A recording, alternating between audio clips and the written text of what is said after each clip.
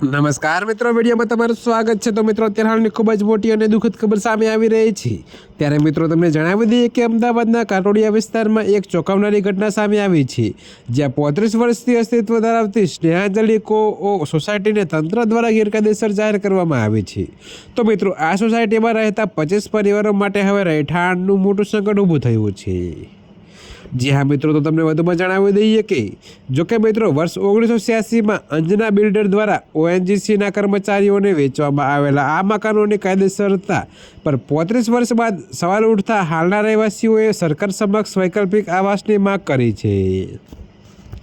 તો મિત્રો, તમને જણાવી દઈએ કે આ પરિવારો પાસે તમામ દસ્તાવેજો અને બેંક લોનના કાગળો હોવા છતાં તેમને ઘર છોડવાની ફરજ પડી શકે છે।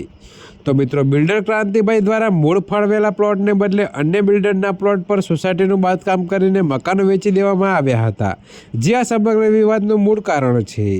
જોકે મિત્રો, વર્ષ 2006માં સોસાયટીના રહેવાસીઓએ સમાચાર પત્ર દ્વારા આ ગેરકાયદેસર બાંધકામ વિશે જાણ થઈ હતી। તો મૂળ પ્લોટના માલિક બિલ્ડરે પોતાનો પ્લોટ પાછો માગતા મામલો કોર્ટમાં પહોંચ્યો હતો।